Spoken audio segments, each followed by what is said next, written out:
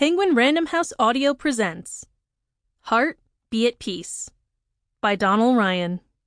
Read for you by Donal Ryan, Ciaran O'Brien, Toni O'Rourke, Killian Coyle, Eva Bartley, Gerry Howard, Anne-Marie Ryan, and Roy McMillan. Bobby.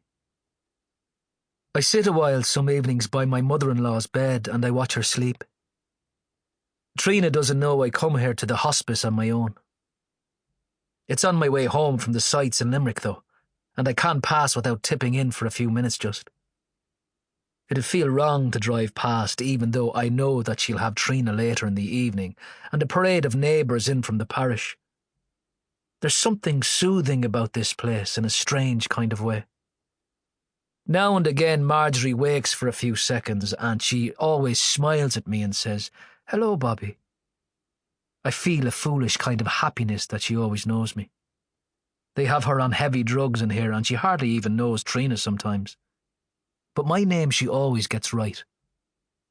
Her brother was here a few days ago and every time he spoke she looked at him and asked, "Who have I in it?" And he started to get upset and nearly a bit panicky for a finish, saying, "It's me, Marjorie, it's Liam. How don't you know me?" Then he started sniffing a bit and making things uncomfortable, so I told him to go on away and get a cup of tea for himself. He knew by me not to argue. Trina gave me a funny look, but she said nothing. There was a yahoo here last week in a stripy tracksuit causing awful trouble for the nurses downstairs. He was coming in to see his mother-in-law too. I heard him down outside below Marjorie's window roaring in at his wife. "Tell your mother I love her." The security guards were standing near him, and one of them was saying, "We told you, Willie, you can't be coming around here pissed and upsetting people, and still you keep doing it." The other security guard had a foreign accent. Slavic, I'd say. He reminded me an awful lot of a fella I knew one time. Willie boy was still below when I was leaving. He had the sliding doorway blocked and there was a man behind him wanting to get in and an old couple inside waiting to get out, but Willie was having none of it. He was holding tough in the doorway, squaring up. That fuzzing started in my head at the sight and sound of him, and at the look of fear on the faces of the people around him. Those good people just being decent, carrying their sadness around quietly. That feeling like my ears and eyes were being strained by something in my brain, being pushed out against the edges of themselves. That's been happening me a lot lately. When things go wrong on a job or when Shawnee's shaper is mouthing or dropping sly hints about what happened on his brother's stag. Or when my lad Rob is playing a match and the ref acts the prick. I don't know if that's always happened to me and I just didn't notice. I'm way more aware these days of the things my body is doing. I walked out past the security guards and one of them made shapes to get me to wait, but he thought better of it and just stood watching. Willie dropped his hands and stepped back out of my way at the sliding doors and he was all manners and apologies. "Sorry, sir, sorry." He never for a second expected my left elbow to meet his throat the way it did. I don't know if he even knew what was after hitting him when he was lying on the concrete between the ambulance bay and the step of the door with his two hands up under his chin and a raspy kind of a wail coming out of him. I got him right on the windpipe. A sneaky shot, in fairness.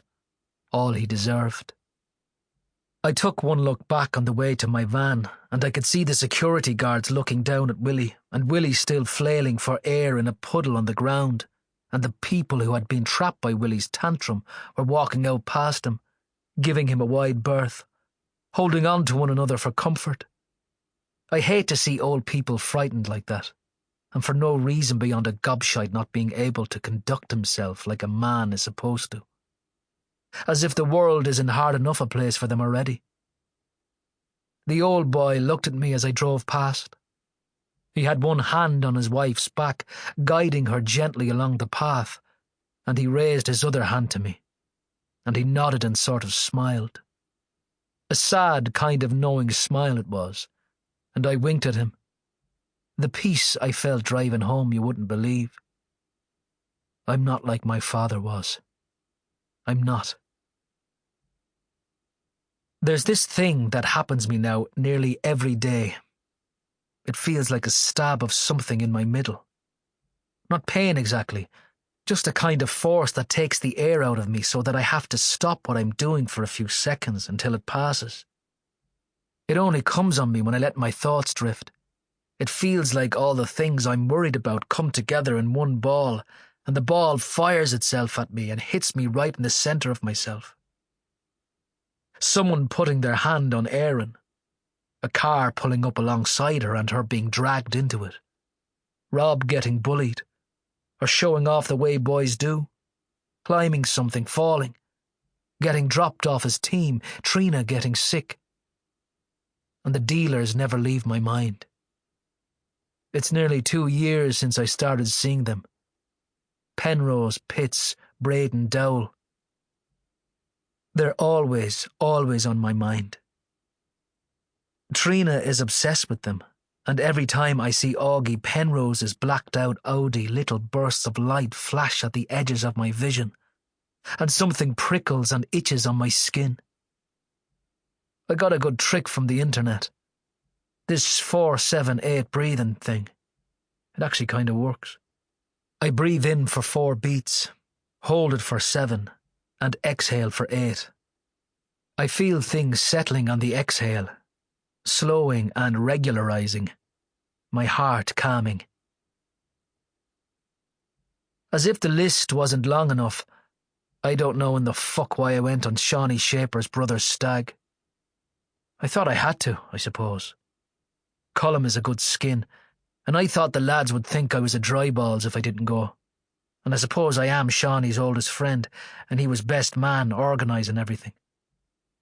I used to escape to their house years ago when my father was on the warpath, and I was always welcome there. And Shawnee never once mentioned the shite my owl lad had our house in, smashing the place to bits when his bad temper came on him, and that rage overtook him. Shawnee only ever opened the door to me with no questions asked. Only how are you, Bobby? And he always made room for me beside him at the dinner table.